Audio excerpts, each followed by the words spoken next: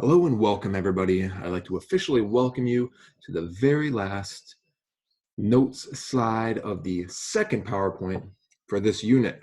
So I'm sure you are all very, very excited. So without further ado, let's get that brought up. So on today's PowerPoint, the last PowerPoint, we are going to go from slides 37, and we are going to finish this out and finish it out from 37 all the way down to 46. There are some videos there. I will do my best to link the best videos up at the very end so you guys can all watch those and enjoy those. So without further ado, let's get this party started. All right, food production. Lesson 12.4. So each year, Earth gains roughly 75 million people.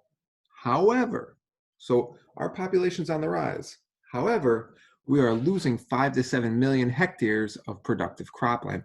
A hectare is a unit of measurement. Think like acres of land, right? A hectare is like an acre, kind of like a football field type deal.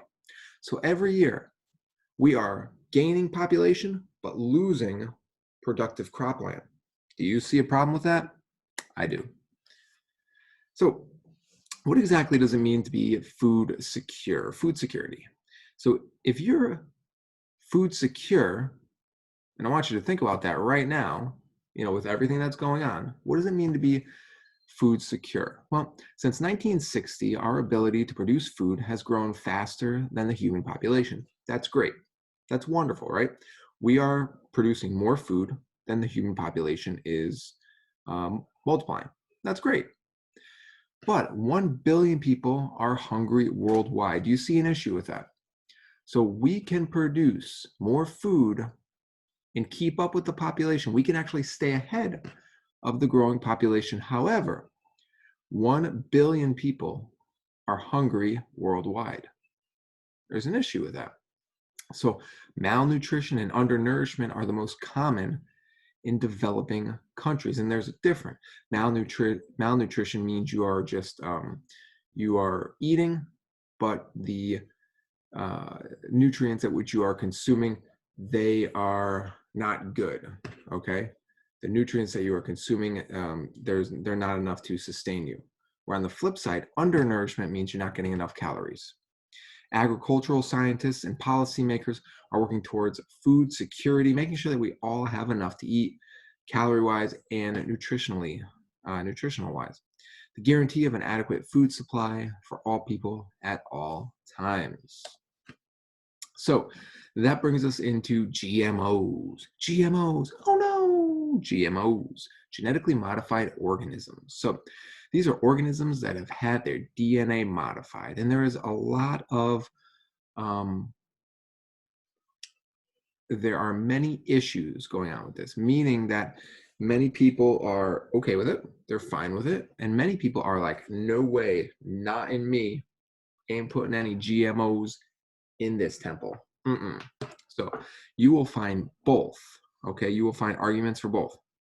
So GMOs, they're commonly engineered plants. Traits include rapid growth, pest resistance, frost tolerance. Think about it. You can genetically modify corn so that it is tolerant to certain types of pests, tomatoes so that they're redder and they don't bruise as easily, apples so they don't oxidize or turn brown as quickly. What about strawberries that stay longer? Okay, they hold up longer. What about a tomato that's redder and juicier than the other tomatoes?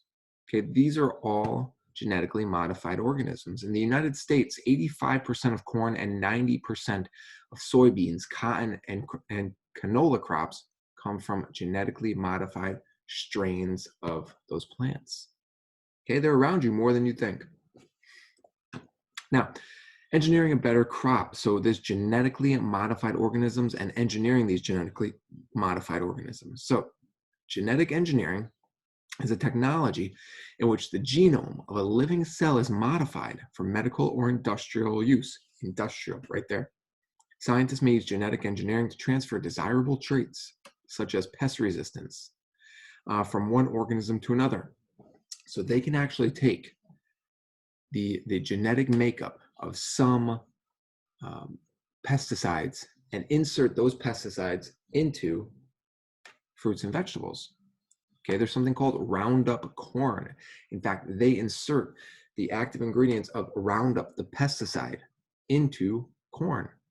Plants that result from genetic engineering are called genetically modified plants, GM plants. And right here, this is the example I was just talking about. Scientists isolate the gene from Bt that directs a cell to produce a toxin. I'm looking right here.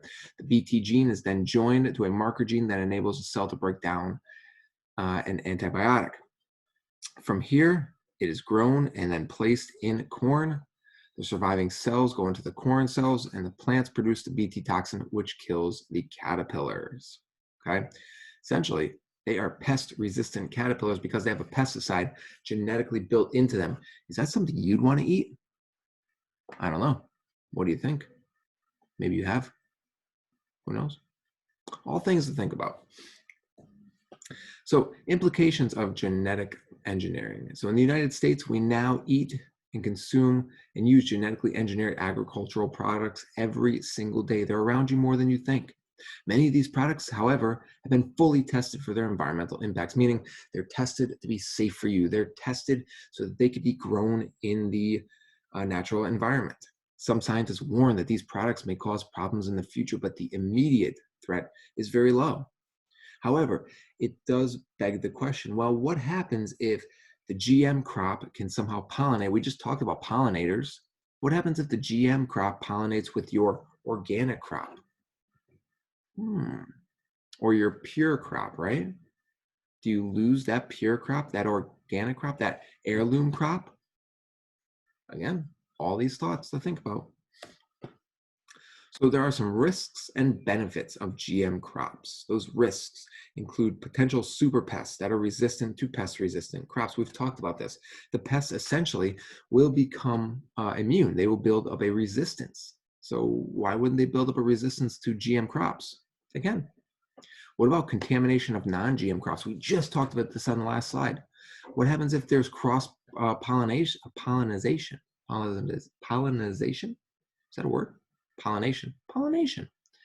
So some of the benefits, though, insect-resistant crops reduce the need for insecticides, and herbicide-resistant crops encourage tillage conservation, meaning we're not keep tilling up that soil, rototilling it, okay? These are some videos. I will link some of these up in the end. Make sure you watch these. They're actually pretty cool. They're all about GM crops. So, two last things, and then we are done, guys. Industrial food production, alternative to open grazing in which energy-rich food is delivered to a contaminated group of livestock or poultry. Benefits include reduced soil degradation and fertilizer use, meaning they're all concentrated on one area.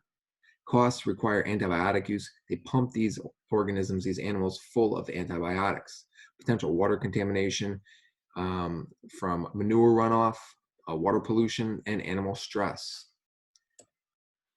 And then our last one is aquaculture. That's essentially feedlots, but for fish and in the water and in tanks. Fish farming is a controlled environment. Benefits can be sustainable, reduces bycatch, meaning when you go out in the ocean and you're looking for a certain type of fish, say cod, you by nature trap other organisms, and those other organisms will eventually die in the nets. So this is reducing that bycatch, those other organisms.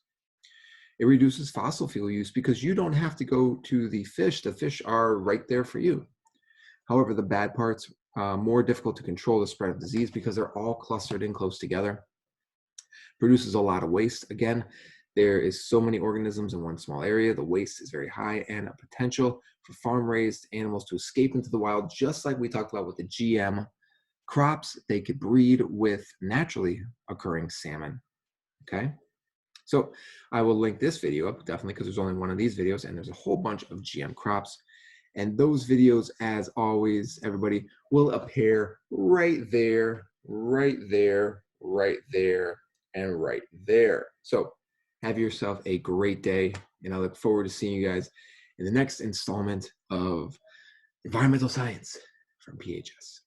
Have a great day, everybody. Bye.